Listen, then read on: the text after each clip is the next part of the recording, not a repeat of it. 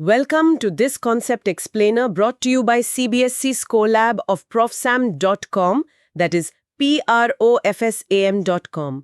आज हम unit 4 moving charges and magnetism का एक बहुत important topic motion in a magnetic field discuss करेंगे। प्रॉमिस ये है कि इस टॉपिक को इतना सिंपल बना देंगे कि आपको एग्जाम के लिए लाइफ लॉन्ग याद रहेगा, बिल्कुल जीरो फियर के साथ। एक सिंपल से सवाल से शुरू करते हैं। कभी सोचा है कि नॉर्थ पोल और साउथ पोल पर जो ब्यूटीफुल लाइट्स दिखती हैं, जिनको हम अरोरा बोरियालिस कहते हैं, वो आखिर बनती कैसे हैं? हाँ, मैंने देखा है फोटोज में, बहुत अमेजिंग लगती हैं, पर उनका हमारे फिजिक्स के टॉपिक से क्या कनेक्शन है? कनेक्शन है। एक्चुअली वो पूरी लाइट्स सन से आने वाले चार्ज्ड पार्टिकल्स का कमाल है। और एक और अजीब बात बताऊं? हाँ। पुराने टीवी जो कैथोड रे ट्यूब वाले होते थे, अच्छा, वो डब्बा टीवी? हाँ, उसमें एक इलेक्ट्रॉन बीम से पूरी पिक्चर स्क्रीन पर पेंट होती थी। ये बीम आगे पीछे ऊपर नीचे इतनी तेजी से मैग्नेटिक फील्ड्स की मदद से ही मूव करती थी। Wait, what? मतलब एक इनविजिबल फोर्स एक अकेले टाइनी से इलेक्ट्रॉन को कंट्रोल कर सकती है। ये तो बहुत इंटरेस्टिंग है। बिल्कुल। तो चलो इसी इनविजिबल फोर्स के पीछे की फिजिक्स को अनपैक करते हैं। सबसे सिंपल आइडिया से स्टार्ट करते हैं। जब भी कोई चार्ज पार्टिकल जैसे एक इलेक्ट्रॉन या प्रोटॉन एक मैग्नेटिक फील्ड में एंटर करता है, तो उस पर एक फोर्स लगता है। Okay, a force. तो उसकी स्पीड बढ़ेगी या कम होगी? यही तो सबसे इंटरेस्टिंग बात है। ये नॉर्मल फोर्स जैसा नहीं है जो धक्का देकर स्पीड बढ़ा दे। ये एक साइडवेज पुश है। Sideways push? मतलब आगे या पीछे नहीं, बस साइड में। एग्जैक्टली। इसको समझने के लिए ball on a string analogy use करते हैं। इमेजिन आप एक बॉल को रस्सी से बांधकर गोल गोल घुमा रहे हो। ठीक है। तो रस्सी हमेशा बॉल को किस तरफ खींचती है? सेंटर की तरफ, मतलब मेरे हाथ की तरफ। राइट। हमेशा उसके मोशन के परपेंडिकुलर। इससे बॉल की स्पीड बढ़ती है क्या? नहीं, स्पीड तो उतनी रहती है, बस उसका डायरेक्शन बदलता रहता है और वो सर्कल में घूमती है। अच्छा, तो यहाँ रस्सी की टेंशन मैग्नेटिक फोर्स की तरह काम कर रही है। स्पीड कांस्टेंट, बस पाथ सर्कुलर हो गया। परफेक्ट। अब इसका एक मेंटल इमेज बनाओ।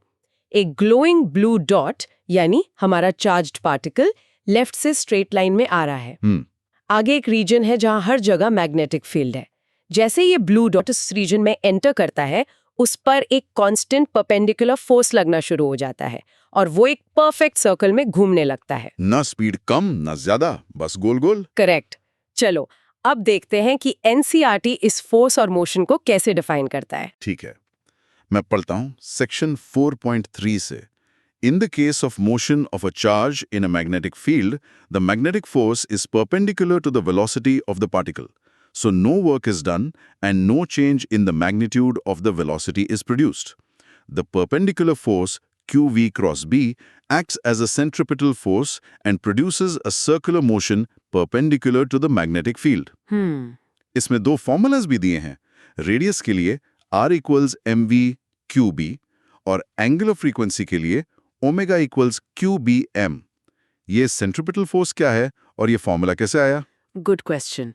सेंट्रिपिटल फोर्स वही फोर्स है जो किसी चीज को सर्कल में घूमने के लिए जरूरी होता है, जैसे हमारी एनालॉजी में रस्सी की टेंशन। यहाँ मैग्नेटिक फोर्स ही सेंट्रिपिटल फोर्स प्रोवाइड कर रहा है। ओके। स्टेप बाय स्टेप समझते हैं। स्टेप 1, जब चार्ज Q वेलोसिटी V से मैग्नेटिक फील्ड B के परपेंडिकुलर एंटर करता है, तो उस पर मैग्नेटिक फोर्स कितना लगता है? F equals QVB। बिल्कुल ठीक। स्टेप 2, अब क्लास 11th याद करो। किसी m मास की चीज को r रेडियस के सर्कल में v वेलोसिटी से घुमाने के लिए जरूरी सेंट्रिपिटल फोर्स कितना होता है? F equal to mv square by r। Exactly. Step 3, यहाँ मैग्नेटिक फोर्स ही सेंट्रिपिटल फोर्स है, तो हम दोनों को क्या कर सकते हैं? इक्वल कर सकते हैं। तो QVB equal to mv square by r। हाँ। अब स्टेप 4, इस इक्वेशन को r के लिए सॉल्व करो। ओके, एक v लेफ्ट से और एक v राइट से कैंसिल हो जाएगा। करेक्ट। तो बचा QB is equal to mvr। फिर r को उधर ले जाने पर r is equal to mv QB। अरे हाँ, ये तो वही फॉर्मूला है। देखा कितना सिंपल था। Hope everything is clear so far. This concept explainer is from profsam.com, that is profsam.com. एक छोटा सा एग्जाम्पल देखते हैं। मान लो एक इलेक्ट्रॉन जिसका मास है 9.1 into 10 to the power minus 31 kg और चार्ज है 1.6 into 10 to the power minus 19 C। ठीक है। वो एक 0.1 टेस्ला की मैग्नेटिक फील्ड में 2 into 10 to the power 6 ms की स्पीड से परपेंडिकुलर एंटर करता है। उसके पाथ का रेडियस क्या होगा? बस फॉर्मूला में वैल्यूज डालनी है। R is equal to mv/cube। हाँ, डाल दो वैल्यूज।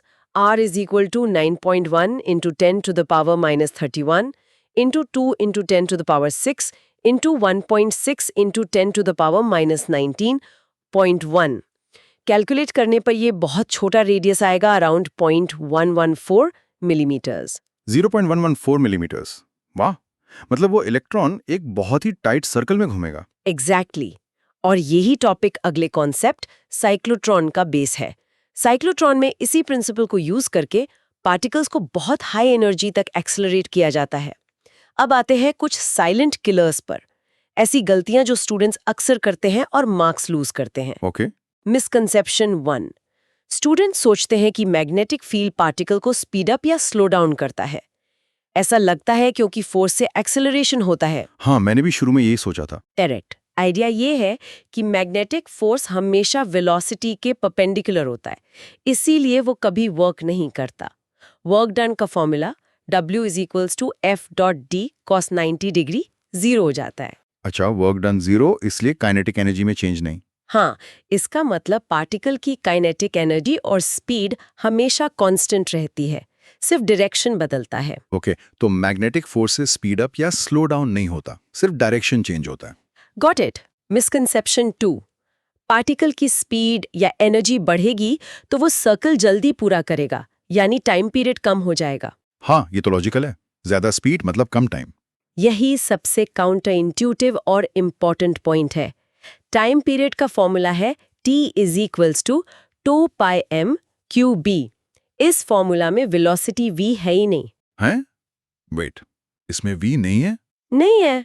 इसका मतलब टाइम पीरियड स्पीड पर डिपेंड नहीं करता। ज्यादा स्पीड वाला पार्टिकल बड़ा सर्कल बनाएगा, बट टाइम उतना ही लेगा। वाओ, ये तो अजीब है। मतलब faster particle, bigger circle, but same time.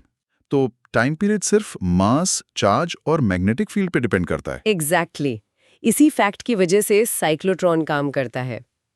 चलो, इस पूरे कॉन्सेप्ट को याद रखने के लिए एक सिंपल मेमोरी एंकर बनाते हैं। जेस्चर। अपना राइट हैंड यूज करो for right hand rule. Fingers को वेलोसिटी v की डायरेक्शन में रखो, फिर फिंगर्स को मैग्नेटिक फील्ड b की तरफ कर्ल करो। आपका थंब फोर्स F की डायरेक्शन बताएगा। ओके। बस याद रखना, अगर चार्ज नेगेटिव है जैसे इलेक्ट्रॉन, तो थंब की ऑपोजिट डायरेक्शन ले लो। राइट। एक catchy phrase, magnetic force is a perpendicular push, it makes the path curve without changing speed. Symbol, perpendicular push, curved path, same speed. Perpendicular push, curved path, same speed. यह आसान है। और association, उस car वाली analogy को याद रखो जो ब्लैक आइस पर स्किड कर जाती है। आइस कार को आगे से नहीं, साइड से पुश करती है, जिससे कार गोल घूम जाती है बिना स्पीड बढ़े। ठीक है। Magnetic field is like black ice for charged particles. तो आज की पूरी डिस्कशन को 3 एग्जाम सेफ पॉइंट्स में समराइज करते हैं। नंबर 1, जब एक चार्ज्ड पार्टिकल मैग्नेटिक फील्ड के परपेंडिकुलर मूव करता है तो मैग्नेटिक फोर्स उस पर सेंट्रिपिटल फोर्स की तरह काम करता है, जिससे पार्टिकल एक सर्कुलर पाथ में घूमता है। नंबर 2, उस सर्कुलर पाथ का radius r equals chem b होता है। मतलब हैवी और फास्ट पार्टिकल्स का रेडियस बड़ा होता है और स्ट्रॉन्ग फील्ड में रेडियस छोटा होता है। और नंबर 3, पार्टिकल के एक रेवोल्यूशन का time period T equals 2πm/b होता है, जो पार्टिकल की स्पीड या एनर्जी पर डिपेंड नहीं करता। ये साइक्लोट्रॉन का वर्किंग प्रिंसिपल है। 12th CBSE फिजिक्स, केमिस्ट्री और मैथ्स में मैक्सिमम मार्क्स लाने के लिए profsam.com पर विजिट करें।